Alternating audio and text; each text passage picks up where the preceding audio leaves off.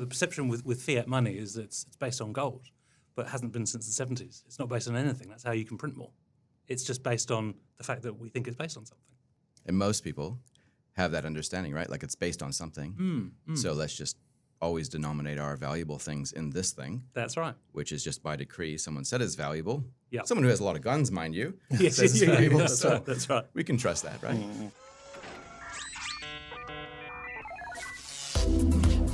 The New Zealand Tech Podcast, brought to you by Gorilla Technology, proactive and strategic IT.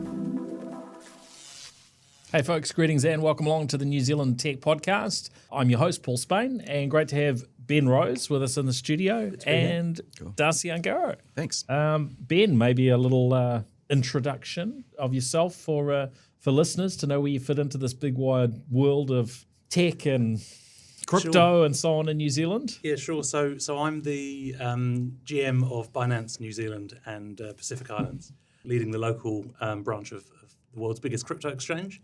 Been in New Zealand for 20 years now, so worked in TradFi, so banking, insurance, health insurance, life insurance, more recently media and tech. So I've got a few views about what we're going to talk about. You do indeed. Looking forward to hearing that. And Darcy. Yeah. I'm Darcy Ungaro. I'm a financial advisor and host of the NZ Everyday Investor podcast, where we talk about things like crypto, property, shares, managed funds, and everything in between. Great. Well, let's jump in. On New Zealand front, I guess a couple of things that have been in the media that we want to talk about, which is what the government are doing in terms of putting some pressure on the big international players who are sort of, scraping New Zealand news, Google and Meta, so we'll delve into that shortly. Blackpearl Group, we had their founder on last week, so we'll delve into that.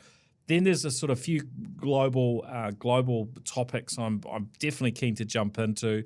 OpenAI's ChatGPT doesn't seem to be getting a whole lot of media attention, and I don't know why, but it's just been going nuts on Twitter. And I think we definitely need to delve into that. Couple of other issues there as well in terms of what's going on with Apple and China.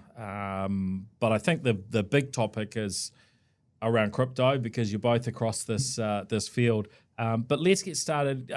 Google and Meta, they're being forced to strike deals with news media here in New Zealand. We understand in the last 3 months that deals have been cut with RNZ and NZME, but not more broadly than that. So what seems to be happening, according to Broadcasting Minister Willie Jackson, is legislation is now basically inevitable. They're developing that now.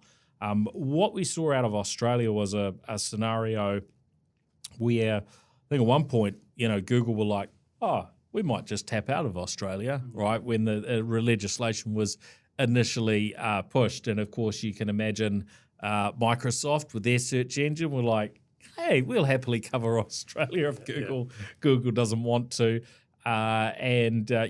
Google certainly came back to the negotiating table fairly quickly. But the understanding is around 200 million per year has gone back into the Australian economy, back to those media outlets after they were basically forced to come to an agreement with media outlets. So looking at the differences between New Zealand, maybe we're looking at 30, 40, maybe more. $1 million sort of per year that could come back into media, once this stuff progresses. So, is that a good move? Is this what we should be doing? Sort of putting this sort of financial pressure and a bit of a burden on the international players who end up with an incredible dominance. Does it make sense? I mean, you worked for stuff for a period, didn't you? Yeah, I did. I think a strong local media is of such value to any country. And the reality is, those big Web2 giants, they've taken ad revenue, years ago. So now the fact that they're having to pay for the content that those local media companies are creating at great cost and expense to themselves because they're making money off it. It seems reasonable.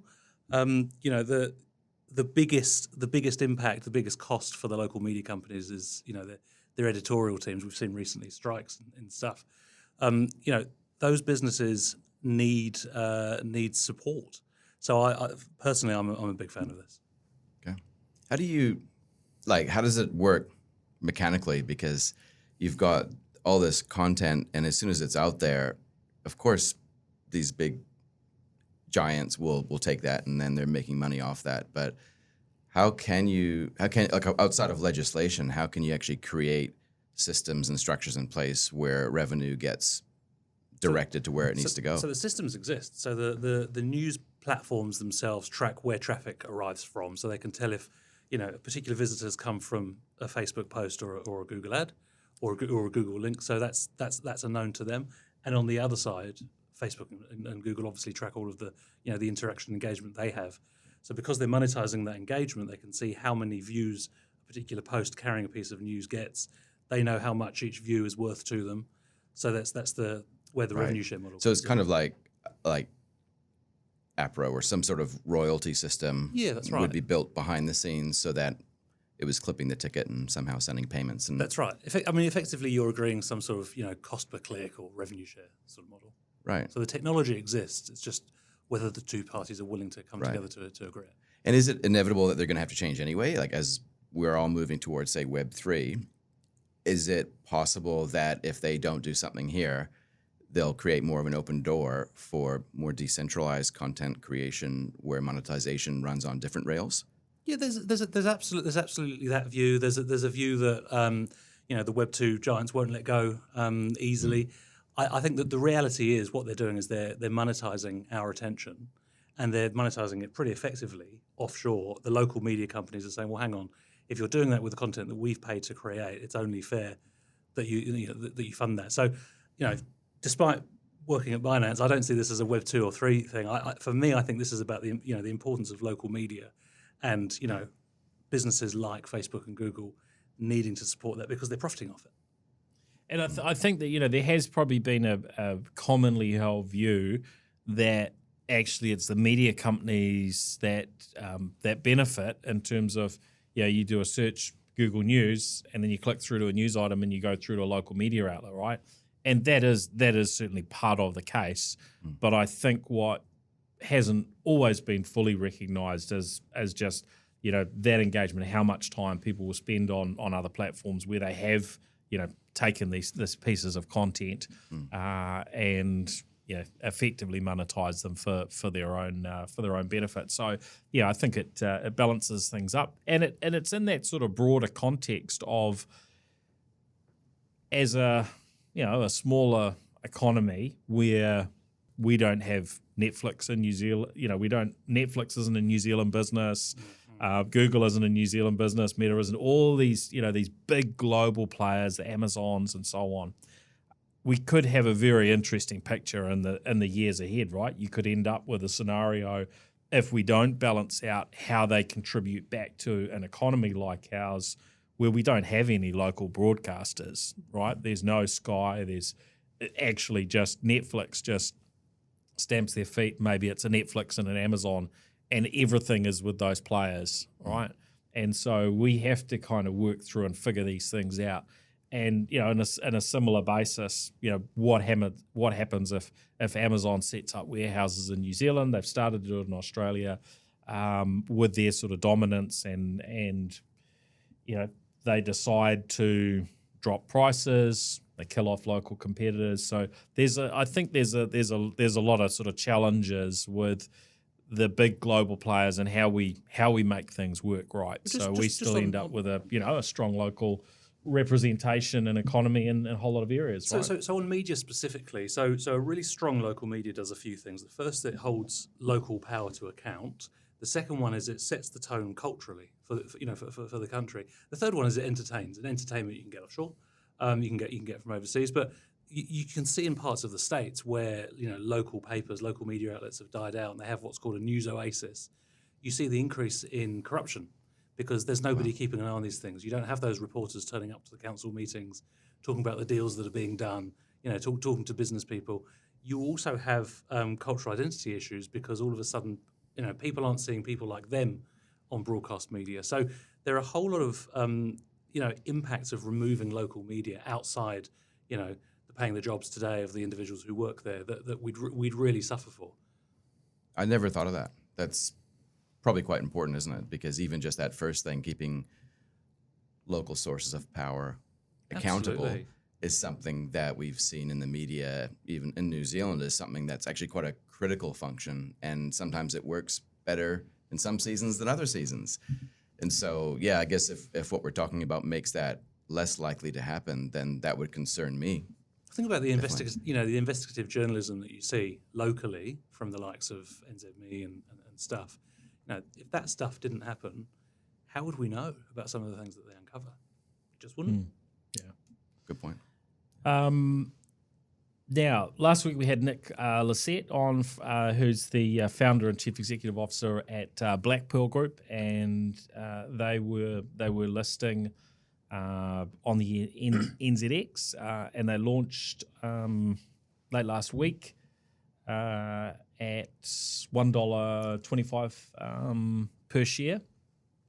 Now, I found it a sort of fascinating discussion, and I didn't. I knew there must be so much more information around sort of the reality of their business, because I think that the market cap that they were sort of entering onto the NZX at was around 40 million, based on a annual recurring revenue of to under 3 million, shall we say.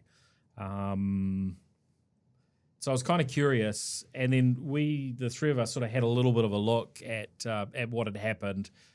We were referring to an RNZ article that went online on Friday evening that referred to the listing and the drop in the stock from 125 listing price to what was referred to as sobering.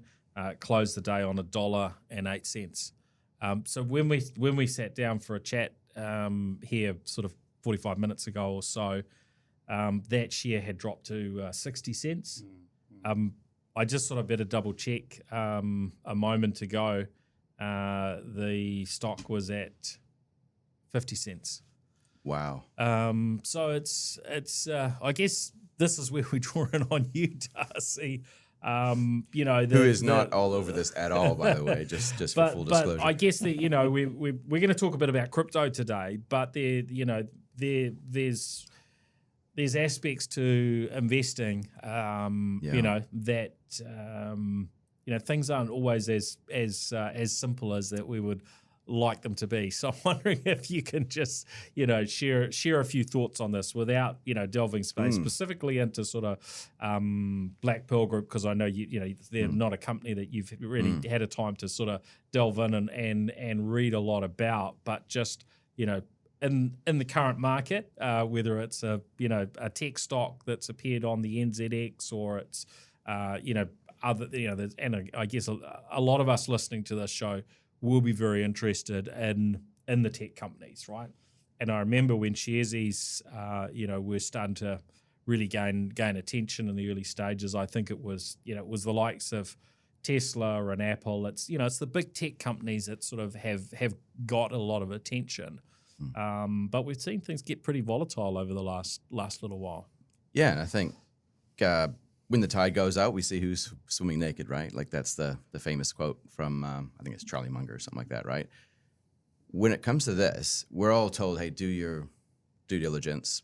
This is not financial advice. Do your own due diligence. But when you think about that, when we're going out and doing our due diligence, we are kind of dependent on a few things. Like we're dependent on good regulation, good disclosure. We're dependent on maybe our own understanding or what we've read or picked up somewhere else. So we kind of lean on all these various different, say, disciplines and structures around us to help us inform our views. When it comes to something like this, where you could have bought in at $1.15 and it's now 50 cents, like that's full on, right? So what was a little bit sobering is now a full on crack cocaine withdrawal issue, right? Forgive the drug reference there. I can't think of anything better. I'm used to these things with you, Darcy. I'm sure That's you right. are. Keep I'm going. sure you are. So, but like that happens anywhere. Like Dogecoin, anyone, or Cardano recently. Like there's all sorts of ways to lose money, and we can't kind of always say it's up to somebody else to do that. But at the same time, like up to somebody else to make it safe for us, we have to go in there with our eyes wide open and take full responsibility for our decisions. But at the same time, it's really important to understand what those rules are and where to go for advice and guidance so that you can actually do your own due diligence with meaning. I don't even know how you could avoid that. Like if you were able to access that investment, you could almost like lose half the value within 10 days, no problem. And what would have stopped you from doing that? Like it's almost impossible for me to understand how you could stop. Like apart from saying, hey, do your own diligence and leave it up to them and hopefully they figure it out. There's a point, right, where you can't actually make it any easier. And that's the whole thing with regulation that I often think about with crypto in particular is that you can introduce licensing and make all these rules around disclosure, but is it really going to stop somebody from losing money? And should it? Like, is that what the end game is to stop everybody from losing money? Because if we go that far, then no one has a chance to make money as well. Everyone gets the same rate of return. And like that's kind of where this ultimately goes. I think let's talk about that slightly later. But I think the interesting thing here is you've got a share price that has more than halved in a couple of business days. No one is yet calling for it's the end of the NZX. Shares are over. As an asset class, this makes no sense. This is nonsense. But there are a lot of people whose dollar investment has gone down to 50 cents in 2 days. So I think what it highlights is that all different asset classes involve levels of risk, and diversification is really important. Doing your research is really important. But again, as Darcy said, there's no reward without risk. So we have to be grown-ups and go into this eyes wide open. Mm-hmm. A 50% drop in a couple of business days of a share, it's the sort of drop that belongs more on CoinMarketCap, not NZX. But I think these sorts of drops do happen in legacy asset classes, as I like to refer to them, as well as new ones. That's why it's so important. Like it's not always about the tool; it's about what we're trying to do with it. Yeah. And just because you get these weird varying results, it doesn't mean the whole system is broken. Like if we thought about that about our dollars and it's gone down by 10% within 12 months, the value our dollars can hold. It's not like we're all spitting the dummy and getting rid of our dollars. That's right. So it's an interesting discussion, right? Because there's risk and there's volatility. Yes. And we need to be comfortable with volatility. That's actually good. It has to be present for us to get a rate of return. But the risk or the possibility that you could lose it all, that's very different. And so, I don't know. It's an interesting thing, right? I think the early perception, stages. the perception with fiat money is that it's based on gold, but it hasn't been since the 70s. It's not based on anything. That's how you can print more. It's just based on the fact that we think it's based on something.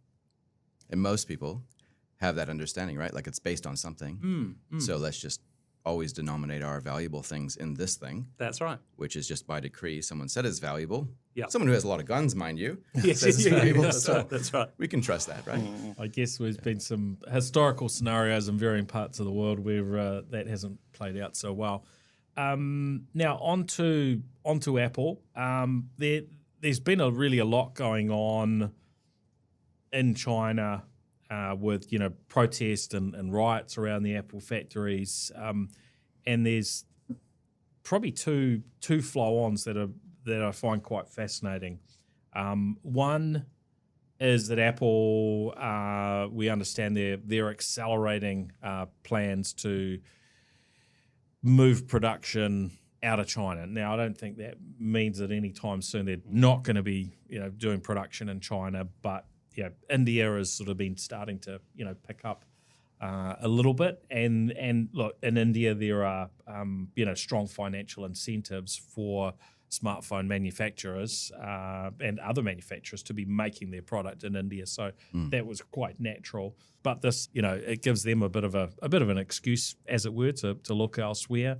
The other thing I found interesting was that there was this communication that was going on through AirDrop between Apple devices and China. And, of course, you've got a government that kind of doesn't like this freedom of communication that we enjoy in this part of the world, and so that's something where Apple, to be able to operate in China, effectively have to comply with shutting that down when they're told to, which is quite a fascinating sort of scenario to be in. And Apple have really sort of played up the privacy and how kind of good they are, I suppose. Whereas we've got the likes of Google, who no longer actually operate in China, and we don't sort of hold up a flag and go, look at Google, look how awesome they are for exiting this market where they'd because there wasn't sort of freedom of speech and they couldn't just do search and so on how they wanted to. But I think it is actually interesting to sort of step back and have a little bit of a look here at what's going on. We do as consumers penalise companies for staying in countries we don't believe they should. Look at Russia recently with all of the businesses pulling out of there, and what happened to those who didn't. Look at also what happened to Adidas recently when they took a little bit longer than people thought they should have to cut ties with Kanye. So I think people have a lot of power over deciding where companies go, often more so than countries. It's a really interesting balance. The power of Apple is pretty great globally. So it would be interesting to see if they do decide to exit that market. What would that do to the Chinese economy, for example? Would that leave them more isolated than others? Must be like a real fine line, though, isn't it? Also with Apple, who need to appeal to their consumer base, but they need to be compliant with these laws, which their consumer base may be at odds against. Absolutely. That fine line, they have to be so careful because they need both. I wonder, like with, say, Tesla being in China and manufacturing China, like does the Chinese government demand some sort of kill switch on all those cars because they've been non-compliant in some other way, so you can't use a car anymore? Like, I don't know, but it opens up all of those question marks, and we kind of, as consumers, look to these brands going, well, I hope they make the right decision, but we don't know. And when they're high-value purchases, it's not like you can back up and just start swapping around. I'm not going to use Tesla anymore. I'm not going to use Apple when you've just paid like $1,200 for a brand new phone. You're using it. So it's quite, I think it's fascinating, just watching how these companies walk that tightrope.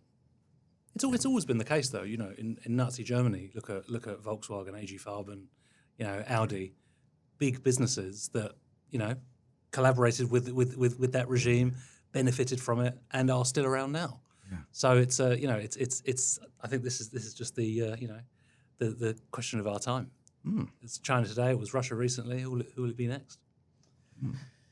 Yeah. Now we can't go through this episode without talking about ChatGPT. This is technology from OpenAI, and their GPT-3 technology has been available in quite a number of a huge number of off-the-shelf software as a service products over the last probably couple of years or so. But it's been interesting just to see the rise of these tools to help you write a bit of content, help you write an article, come up with ideas for an article, and so on. But with ChatGPT, it's kind of things have gone next level because they're opening up just direct access to anybody on the planet. They've signed up over 1 million users within 5 days was the headline I read. It's free to sign up. Everybody listening to this should go to chat.openai.com and actually try this thing out because it is absolutely nuts in terms of what you can get it to do. I've tried throwing all sorts of things at it. While we were sitting here chatting, we said write a 500-word article on the benefits of cryptocurrency. You could probably ask it from another perspective. And away it went and wrote what looks like a reasonably well researched, well written article. At Ben's suggestion, we asked it write a heartfelt Valentine's Day card for Tali Rose from Ben Rose, and here's what the AI wrote. So Ben can put this on a card. Dear Tali Rose, as Valentine's Day approaches, I can't help but think about how lucky I am to have you in my life. It sort of goes on from there. It gets soppier and soppier. Come on, keep going, Paul. This is really good.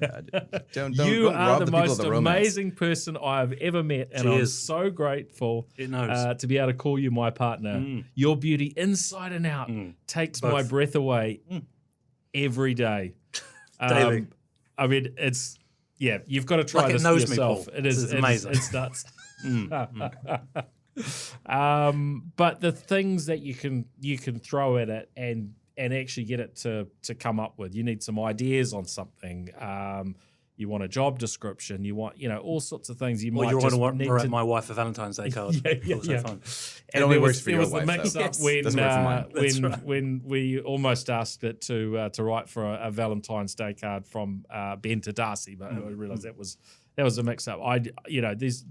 There's all sorts of possibilities that can Incredible. that can come out of this technology, and at the moment you can sign up and try this stuff for free, and it's very, very eye opening. So What fascinates me about this, like I don't know if they have like a dyslexic option where you can actually program it to actually write stuff if you had dyslexia, but I'm thinking more the opposite way around. Like this really helps a lot of people who struggle with communication, right? hugely. I heard one example. Someone just was quite a capable verbal communicator, but shocking with writing. It just they hadn't really got their head around it, and they were trying to run a small business. Now they're using ChatGPT. Basically, they give it what comes, what they would write.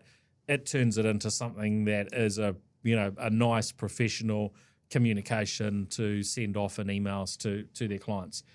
So we don't really have time to sort of delve much further into this because we do want to talk a little bit about what's happening in the crypto world. So we will leave that with listeners to go and have a look at, and we will have a link on the post on the website. Please don't write my wife a Valentine's card, though. I'll cover that.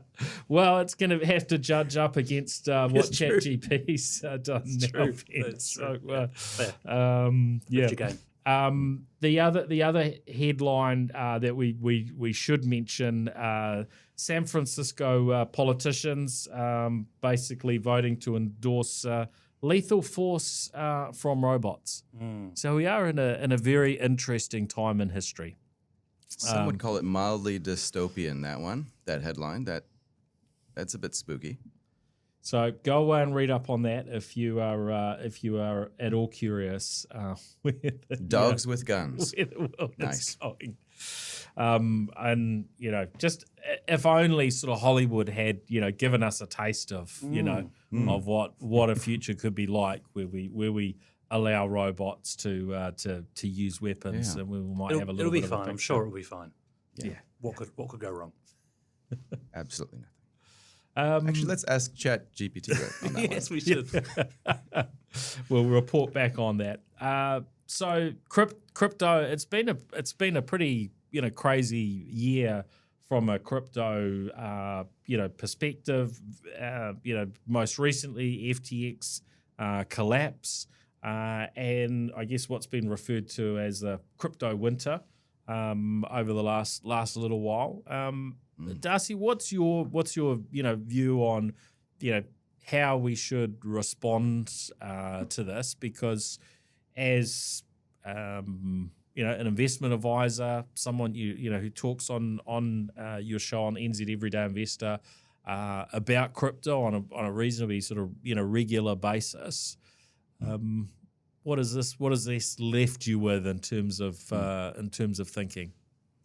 It's kind of like a return back to what you should have been doing the whole time, which is what Ben's already alluded to, that whole diversification word.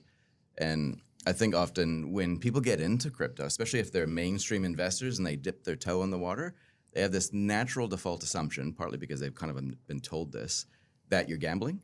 And so people don't kind of take it with enough seriousness, or they don't approach it with the right headspace, in my view. They think that they're gambling. They think that they're playing around. Therefore, they just put a little bit in there and see what happens, right?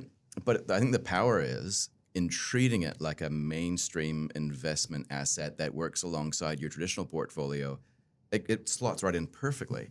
So if you think about it as just another component in your traditional mainstream investment portfolio, it's just a diversifier to give you a possibility of outperformance without betting the farm on it, then it's okay. It's totally okay. And so you just carve off a small slice, make sure that you don't invest any more than that so that if it does go to zero, you're okay. Deals with it. But take it seriously as well. Don't think of it as a gamble. Think of it as a genuinely legitimate asset which is here to stay, because guess what? It is. And so if you take it seriously and you have a structure around it, you are going to be fine. Because going into this year, like I lost a little bit on a platform called Celsius.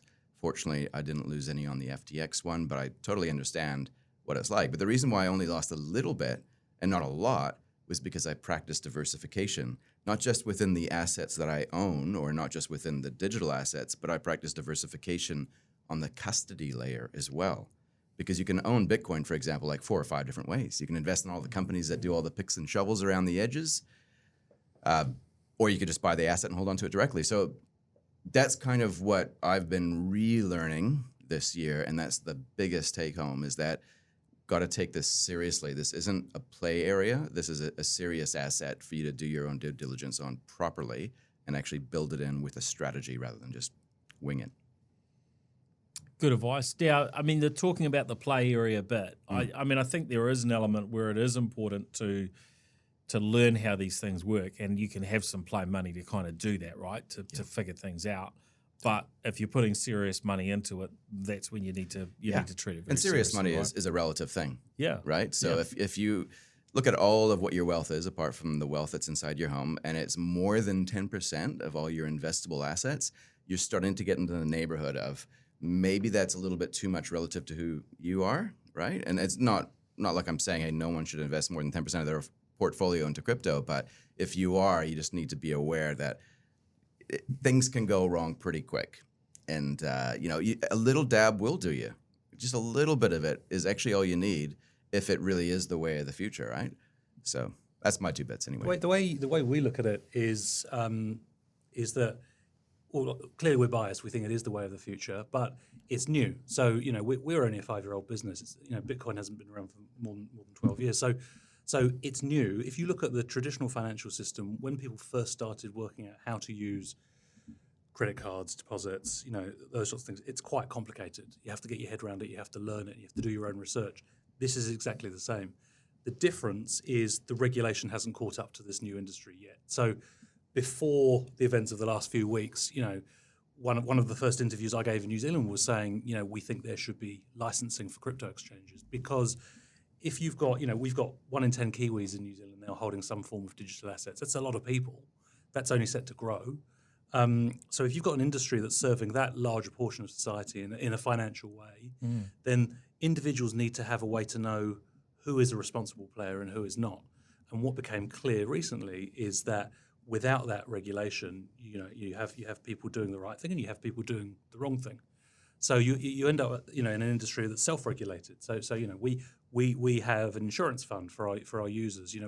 We have segregation of funds. Some exchanges don't, and unless you have standards that are consistent across the industry, in order to be a licensed crypto exchange in this country, these are the things you need to do. Then people can't have confidence in that and won't know the difference between the two. So that's why this is a real wake-up call, saying it's time now that we had a crypto license, not just here but all over the world. Darcy, can you give listeners your sort of summarised breakdown? I know this is a topic that we could spend hours on. Oh, heck yeah. But in terms of what happened with FTX. Oof. Maybe Ben might need to help me out on some of the details, but basically, the best way that I kind of thought about describing it to somebody, because this is a huge collapse. I mean, billions massive, billions of dollars kind of lost by investors, right? So you had an institution that was pretending to be a bank, and in some senses it kind of was functioning as a bank, so it was easy to kind of think about it as a bank. And then you had users, customers, putting their assets on that platform. And unbeknownst to them, I guess, there was a relationship going on between that platform and another entity, Alameda Research, which was effectively gambling with customer money. Let's call it what it is, right? And so when it kind of got out that that's what was going on, effectively it led to a bank run a la 1907 style, right? And so that's why I kind of think we're probably at that point where we're crying out for regulation, almost like a central bank to come and save us within the crypto community, as scary as that sounds. But that event is because of dodgy people doing dodgy things in a digital realm, packaging up traditional finance tricks basically in a digital wrapper. I don't know if that's too esoteric, but it's a failure. It's a bad actor. It's not saying that the rails or the assets necessarily are broken and dodgy and evil and stay away from them. It's just an example that people, even in this realm, are not perfect. And hey, it's early days, but we need to see things get flushed out before, I guess, regulation comes in. Because that's kind of like what regulation would do. And correct me if I'm wrong, Ben, but like when regulation comes in, you're trying to kind of almost set the tone of how the ecosystem operates within a somewhat perfect state, right? Yeah, that's right. You set rules that everyone has to conform to in order to play in that market. So, for example, you might say this is the amount of capital you would need to have on hand. You need to have your customers' assets tracked one-to-one in your reserves. You need to show that you have segregation of client funds and investment funds, if there are any. You need to make sure that you have full identification of every individual. All of those sorts of things that you do. That's why the processes are similar when you go into banks. The application processes are similar because they're regulated. Whereas without that, you can just pretend that you're a crypto exchange, and someone who doesn't know, they might think that you're just as credible as the other one. So that's why you need licensing, to give consumers understanding and kind of comfort around who they're dealing with, but also other businesses in the market. Because right now this is an unlicensed industry. We're registered, but we're not licensed. We and most of the other crypto businesses in this country can't get bank accounts because the banks don't have comfort around crypto businesses because there isn't a license. So it's all part of a maturing industry. And I guess the more you make it a little bit scary and a little bit too different, the more you push things further into the shadows, right? Where I think that stuff can't happen. I think that's right. I think my view, and clearly I'm probably slightly biased, is the traditional industry makes a lot of money, and it's got a vested interest in not accelerating the uptake of new technologies because it's making quite a lot of money. Yeah. So a lot of the news that you see overseas in particular is from CEOs of quite large banks who aren't that keen. So I think you got to do your own research. I'd be keen to know where that goes. Like if we kept that conversation going off air, right? Because that there's a lot of theories around. I'll tell you on air without naming them. There was the CEO of a major bank who said that Bitcoin was a Ponzi scheme. Fast forward a few months, and that self-same bank has developed its own digital coin and is doing cross-border transfers on blockchain. So I would suggest that you've got a legacy industry, you've got a new coming industry, and there's going to be a bit of friction between those, as you would expect. But that businesses like mine need to fight that fight. Yeah. Now we've got these two types of sort of exchanges: a custodial versus non-custodial versus FTX. I would put them in a different category. Where does Binance fit in, and what does that actually, what does that mean? Are there risks associated with with the way Binance operates, for instance? So I would say, and we would say, there is no such thing as a non-custodial exchange. That's a broker. So if you buy and sell, that's a broker. An exchange is somewhere where you can buy coins, store coins, trade coins, and that's what we do. We do think that we're different in terms of the way we operate. We have segregation of funds. We were one of the first to publish the addresses of where we hold our reserves in different coins. So that gives a lot of transparency because anyone can go and have a look and see what's going on. You can go and have a look and see exactly how much is there. Absolutely right. We also about 4 years ago, 2018, we set up a fund called the SAFU Fund, which is it's $1 billion fund, which is there. It's a self-insurance fund, effectively for our users who might get hacked, and that's something we've kind of done off our own bat because for us we're a young company, we're 5 years old, but we're here for the long term. So for us, doing things right is really important. However, that's not the case for all players. So around the world, we're one of the most licensed and registered exchanges.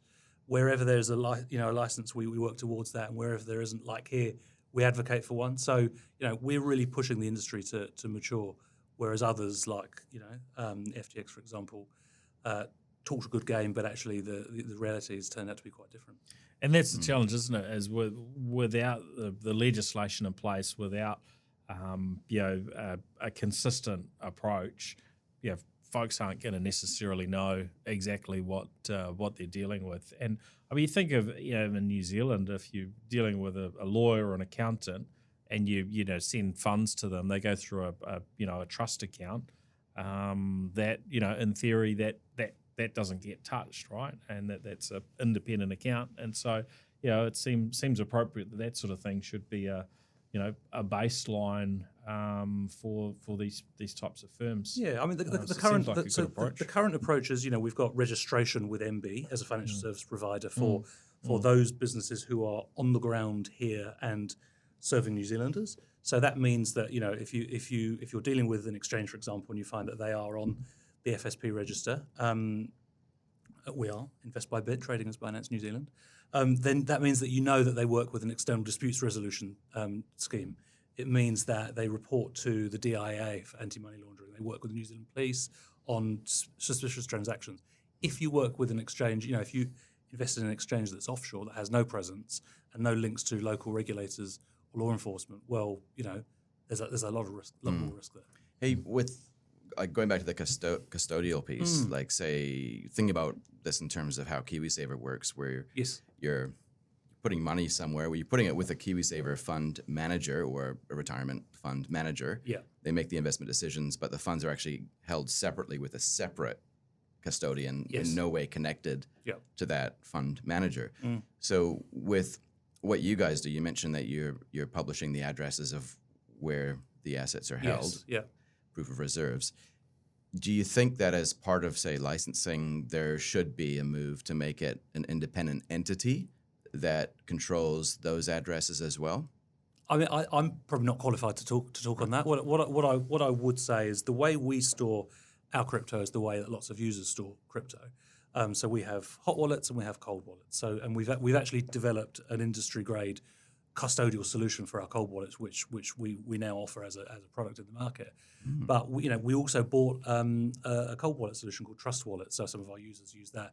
So the custodial side of things, there are advantages and disadvantages to holding it in your own wallet versus holding it on an exchange, and that comes down to whether you want access to it to trade, whether you want to go through the hassle of having a seed phrase or just have a username and password, how much you've got, what you're going to do with it, all of those sorts of things. So, we've got a lot of content that we help people understand the best approach for them, but it's from one person to another, it's different. And I think the key is that if you're getting into this stuff, have a play around and figure it out, but you do need to understand that because there's a big difference from a risk profile, perspective, or you at least you need to understand that stuff. Certainly, if we look back historically.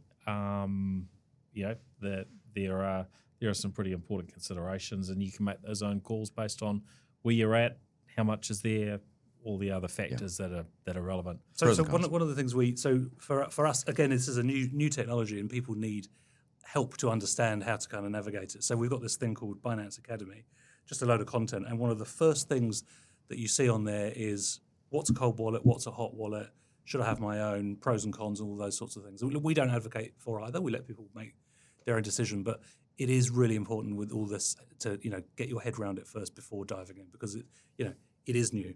There's lots of opportunities, but there's lots of risk too.